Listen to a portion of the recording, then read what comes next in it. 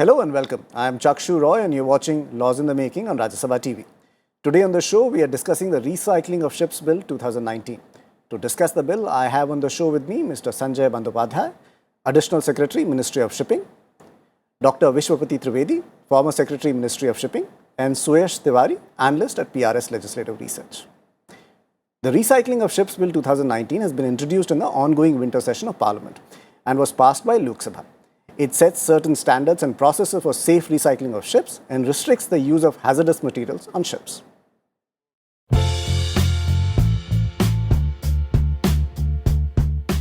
Ship dismantling and recycling are currently regulated by a set of guidelines called the Shipbreaking Code 2013. The 2013 code governs ship recycling activity in India and lays down the standards for environmental protection and worker safety. The bill provides a legal framework for restrictions on use of hazardous materials on ships and sets certain standards for safe recycling. The bill applies to all current and new ships registered in India, ships entering a port in India, as well as ship recycling facilities operating in India. So basically, every ship recycler must ensure the safety and environmentally sound removal and management of the hazardous material from the ship vessel. After doing this, I think we'll be much more transparent in this particular process, and we can save the human lives, we can save the sea lives or the other flora and fauna. One has to comply with the specified environmental regulations. So, they must also ensure that no environmental damage is caused due to such recycling. Fine is good, but taking consideration the human life, one recycler or the competent authority or maybe the vessel owner also think on these lines to save the planet. The Recycling of Ships Bill sets up two authorities to monitor and administer recycling activities and to inspect ships. These authorities will be notified by the central government. Ship owners must obtain a certificate on the inventory of hazardous materials from the national authority within 5 years. It must be maintained and updated through the life of the ship to reflect any changes in the ship's structure and equipment. The certificate can be suspended if the ship does not maintain an inventory of hazardous materials properly. The problem in India is that these ships are not recycled in a closed environment or in a closed condition. It is done into the open seas. It is done in the intertidal waters. That means the ship is lying at berth in the water and the cutting happens in the water. And the danger is that most of these hazardous substances which are available in the ships, many of it actually flows out into the water. So this threat of hazardous substances contaminating your land, your water, your soil, your people is the biggest threat, and that is why there is a need for transparency in this.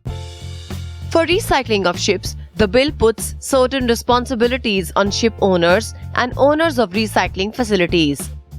Recycling is only permitted in authorized facilities. Owners of recycling facilities must apply for an authorization certificate. Ship owners who intend to dismantle ships must also apply for a recycling certificate. They must also prepare a ship recycling plan, and it must be approved by a designated authority after a physical inspection of the ship.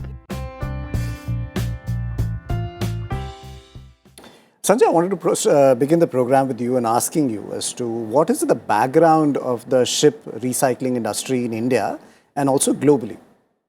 The ship recycling industry, if you see globally, it started with earlier the ships were wooden ship and then it converted to the steel framed ships. And then where there were shipbuilding industry, there were also ship recycling industry starting from UK, then Europe, US and other developed countries. But as the labor cost increased, it shifted to more cheaper labor countries. So presently, India is the largest ship recycler in the world. So as per the UNCTAD report in 2017, we have recycled 6,323 gross ton of ships. After India, Bangladesh, Pakistan, China, Turkey are the last ship recyclers. But we recycle the 30%, we recycle nearly 30% of the ship of the world. And we get steel out of it, which comes into our market and is used for different purposes. There are other materials also come out of this. So ship recycling industry is a big industry in India, and 99% of the recycling takes place in Gujarat, in a place called Alang and Sisoya. It has a huge market there of recycling, not only of the steel, of the furniture, the woodwork, various other materials which are coming out of this ship. So this is an important sector for us, and this bill is also a reformist bill, which brings many responsibilities to the ship recycler, to the government, and to other downstream industries. Okay, Dr. Trivedi, you've been in leadership positions both in the ministry and then at the National Shipping Board.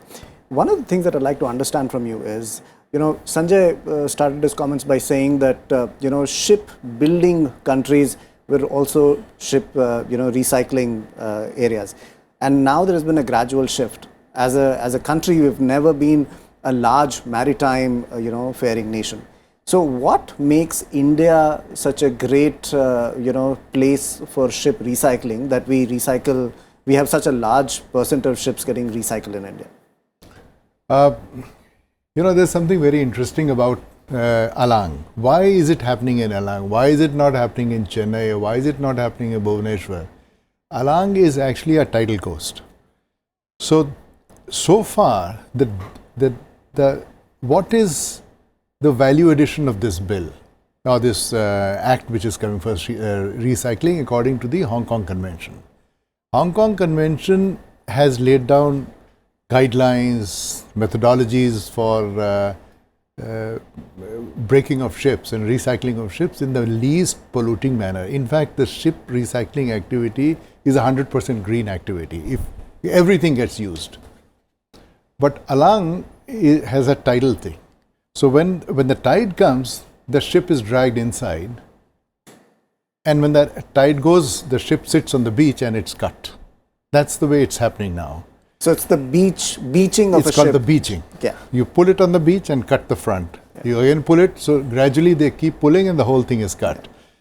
But that was causing a lot of pollution, a lot of dirt, a lot of radioactive material being spilled, deaths happening because they're not careful about the gases which are trapped in the fuel tanks.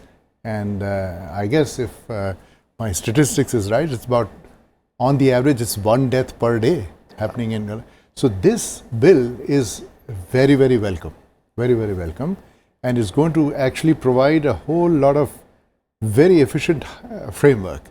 But as it happens, it might be a bit, it might require a bit of an infrastructure funding in that area, which the government is already doing. I believe there is a JICA funding which is coming Japanese in. Funding JICA consultants are working on it, and they have already the Gujarat Maritime Board, which is controlling that area. There are 133 operational plots, and they have been allotted by the Gujarat Maritime Board.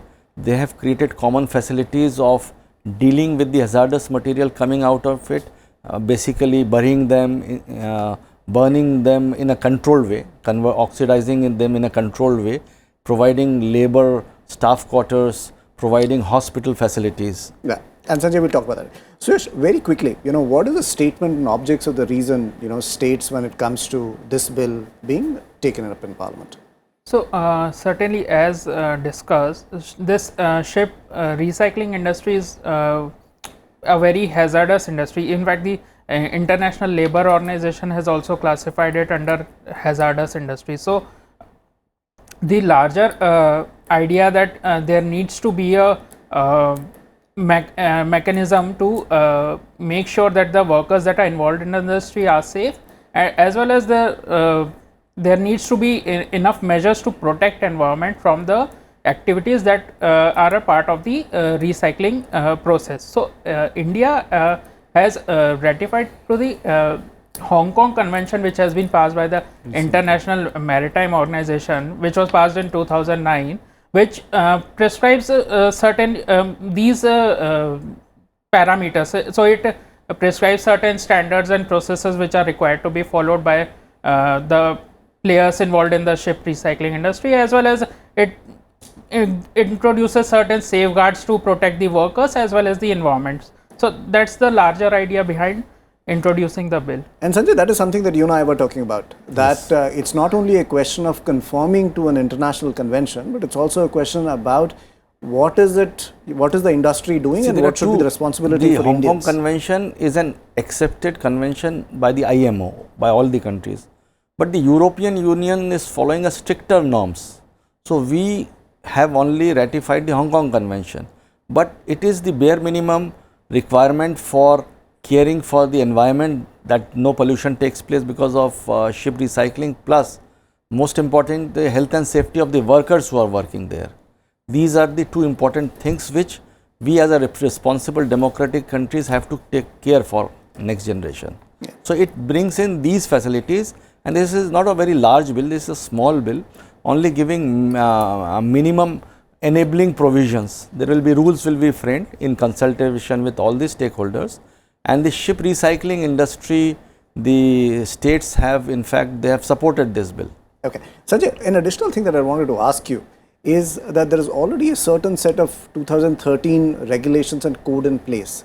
So, what is the idea of shifting it from a regulatory code-based mechanism to a, let's say, a legislative mechanism? So, code doesn't give the teeth to the government and the authorities to take action against the people who are not conforming to the law, especially if, say, the whole beach is being polluted and the people, the fishermen are being affected, or there are accidents starts taking place, the workers start losing their limbs, their deaths. Then how does the government take action? The Gujarat Maritime Board, which is will be the competent authority, takes action. It's through the act, through the bill is converted into act that actions can be taken in case of any default by the responsible stakeholders. This is one of the things. Secondly, convention was covering many things, but after the Hong Kong Convention came in, certain new concepts have also come in. Those have to be brought as a rules under the bill. As time changes, technology also changes, the method of recycling changes, downstream use of the components which are coming out changes. So, therefore, this gives enabling provisions, this bill gives enabling provisions for all those things. Not only enabling provisions, as you rightly pointed out, only Parliament has the authority to impose punishments and fines. So, enabling provisions means these are certain provisions, necessary provisions stated. The rules which is again formed as a legislative process will give the details under this, how inspection are done, how certifications are done, how integrated database will keep track of hazardous material, of the accidents taking place in these industries. Okay. And with that, it's time for us to head into a break.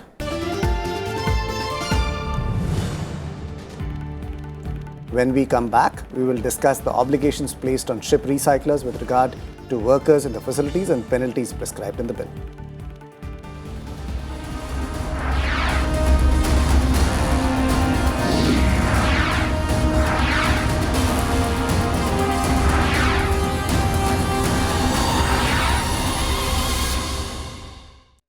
Welcome back. On the program today, we are discussing the Recycling of Ships Bill 2019.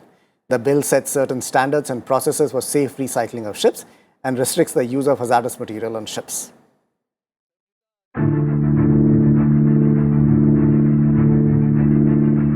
The shipping bill specifies 3 responsibilities for ship recyclers with respect to working conditions in their facilities.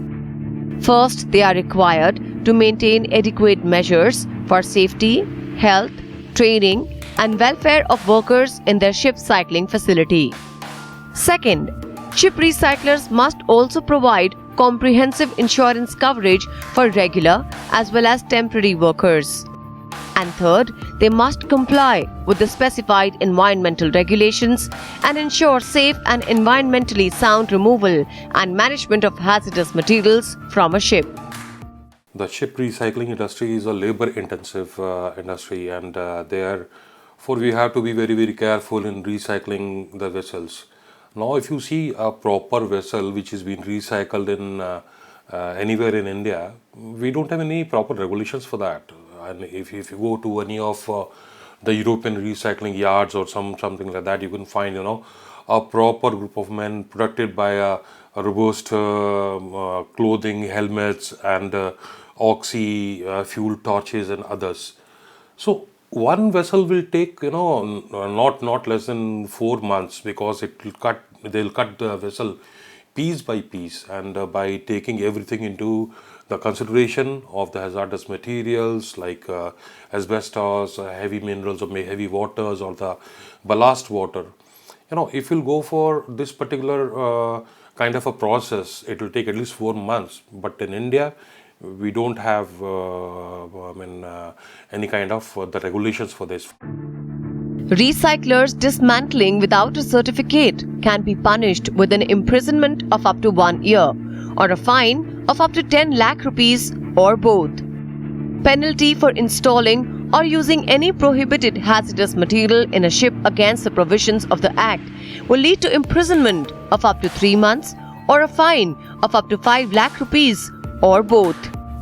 The penalty for not ensuring safe removal and management of any hazardous material from a ship will be punishable with imprisonment of up to 6 months or fine, which may extend to 5 lakh rupees or both. Paint chips and all that, it's not collected properly, just go out into the ocean, and these paints that you have, the coating on top or is lying on that, so it is highly hazardous substance. The kind of there are many things which just go out into the water, whatever you do, because they are not contained. It's not in any other country. Most developed countries also have shipbreaking yards. It's not that they don't have. They do break their ships in these places. But why is it so expensive to do it there? And why is it so cheap and so beneficial here? Because you are compromising with the environment, you are compromising with human health. So it becomes a more profitable business as compared to when you do it in developed countries or you do it in countries which have systems in place. The bill also lists down certain obligations on ship recyclers to take measures for protection of the environment, such as ensuring that there is no damage caused to the environment due to the recycling activities and taking the necessary measures for the protection of the environment. In the event of an oil spill, the ship recycler will be served a notice by a designated authority to take remedial action. For oil spills, the bill proposes to impose a graded penalty at the 12, 24 and beyond 24-hour mark for non-response to notices on the spill. They will be liable to pay for environmental damages and compensation for cleanup operation.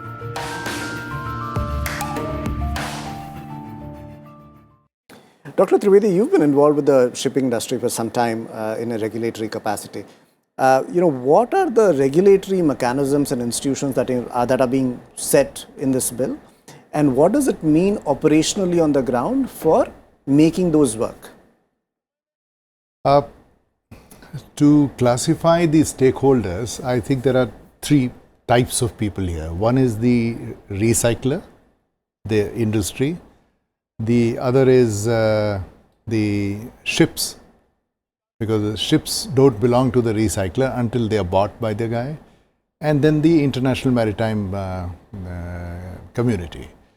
So there are 2 parts of penalties as I see. One is on the recycler, which is the basic, the regulation, the intention of the regulation basically to control the activities of the recycling on our course. There, as you know, the penalties can be in terms of monetary numbers, but the responsibilities are plenty. as I think, the responsibility was always there. You know, he had to maintain the environment. He had to cut the the ship safely. He had to ensure that his workers are looked after. But they have not been doing. So, as Sanjay has said, that the regulation is a value addition to the extent that it brings a framework which has got teeth, which has got some value in the eyes of law. The code was just a code, you know, it's like a dress code, but it's not enforceable.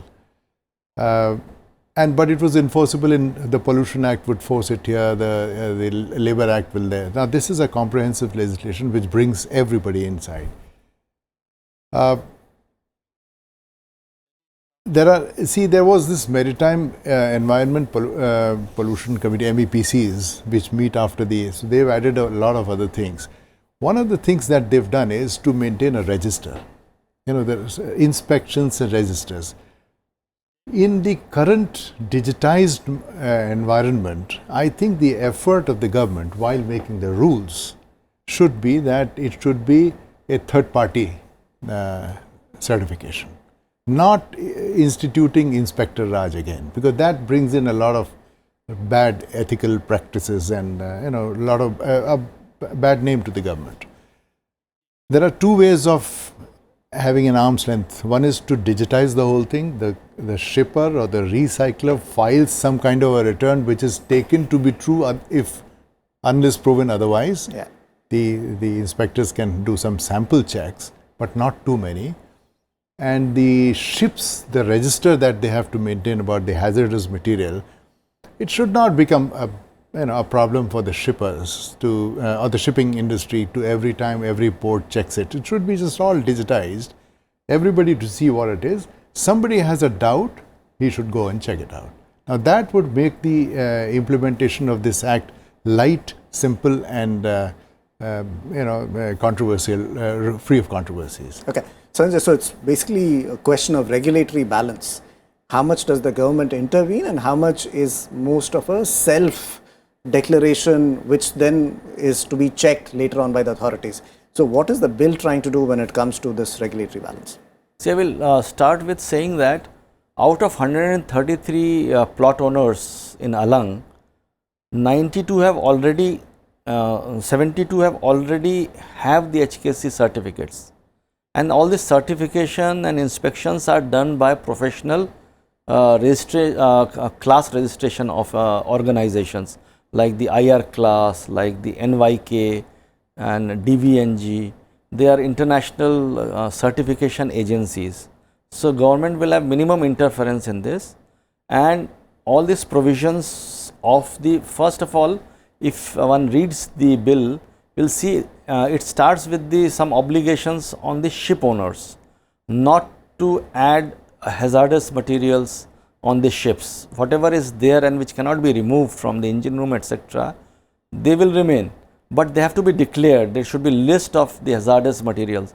No new hazardous material should be added into the ship, and when he is selling it for recycling, it has to be declared upfront by him, so that the recycler knows, and he makes, when he makes this recycling plan, he puts all these materials, method of removal, the equipment to be used, how he has to neutralize the hazardous material upfront in the plan, and then the plan is then approved by the competent authority, which is a local authority. Like for example, for Alang it will be the local Gujarat Maritime Board or some other local officer who will be giving checking the plans and approving it.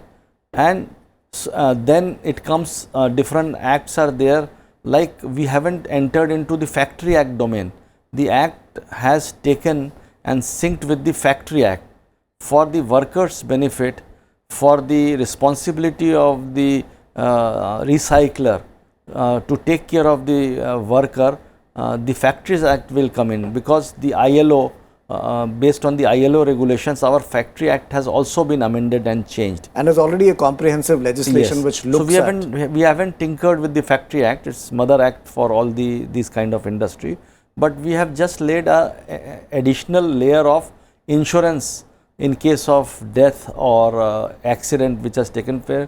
There is the responsibility on the recycler to get all the workers, whether they are permanent or their casual workers to be insured under this. So, there are many provisions in this, and then there is just a national authority which will be sending this information by digital means to the IMO, the amount of the number of ships recycled, the number of workers working.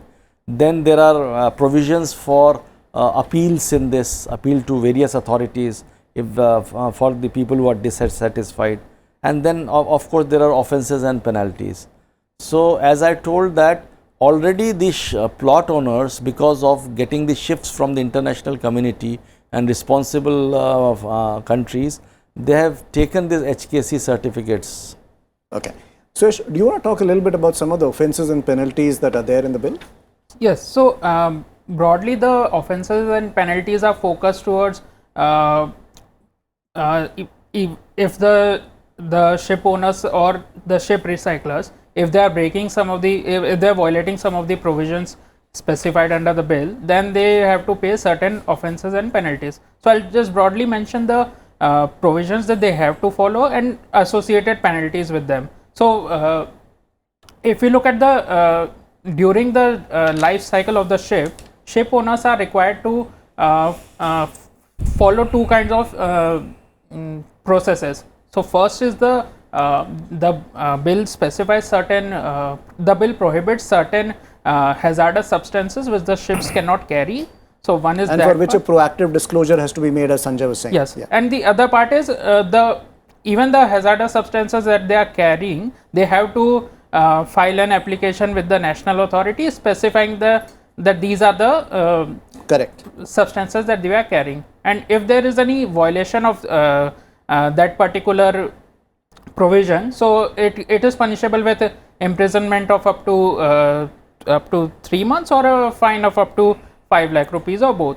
I want to say that all offences under this act are non-cognizable, bailable and compoundable. Okay. Elaborate on this. So, I mean, just for clarification, the idea of these offences is that because you have to go to put this, if there is an offence, then you have to put this a case in the court of law, yeah, before a judicial magistrate, and if proved, then this penalty comes in, yeah, and it's compoundable. So, imprisonment can be compounded by, say, by paying of a fine. fine. Basically, the idea is that if you agree to the violation, then rather than going through a difficult and arduous long court process, you can pay up a fine. Non-cognizable means police cannot arrest. Correct. Suyamoto. You have to put the case in So front of these a are slightly magistrate. more friendlier measures to ensure Yes, compliance. absolutely. We are almost in the last segment of the program, and Dr. Trivedi, I wanted to begin this last segment with you and quickly ask you if you can very briefly talk what will be the impact of this legislation on the ship recycling industry. To the best of my understanding, this has been the demand for the countries who have the largest gross tonnage registered with them. There's always been this little thing that why don't you have a better pollution environment, better controlled ship rising. My assessment is that there will be more ships available. If we were number one, probably we'll go better than that. Yeah. And this is the impact on the recyclers in terms of profit and loss. That's one thing. But the impact on the GDP, impact on the employment, this is a very high employment ratio. Employment generating industry. About 40,000-50,000 people are employed. 50,000 directly and 1.5 lakh indirectly, and we are getting a lot of steel, recycled steel. Great. Sanjay, close the program for us and tell us as to, you called it a reformist legislation in the beginning. Yeah, see, I must say that this bill doesn't come into effect right now, because we will synchronize it when the Hong Kong Convention is implemented in the world, because we don't want to make our recycling industry non-profitable. And Hong Kong, for Hong Kong Convention to come into force, there has to be at least 15 countries with a gross tonnage of nearly 3% of the combined tonnage of the world. So, we will synchronize, and 2 years from the after fulfilling this condition. So, we will synchronize the different sections and chapters of this bill with the Hong Kong Convention coming into force, and I foresee that with this, lot of European Union countries will be sending these ships to us. So, the industry will increase. And we will get so much of steel which would be uses Correct. so much of coal and releases carbon dioxide. It will be available for our It will have multiple benefits across industries, and that's all the time that we have in the discussion today. Thank you, Dr. Trivedi, Sanjay, and Suyash for joining us on the discussion. It is time for us to end the show. You can watch our shows on the RSTV page of YouTube. We will be back with a new issue and a new episode. Keep watching Rajya Sabha TV.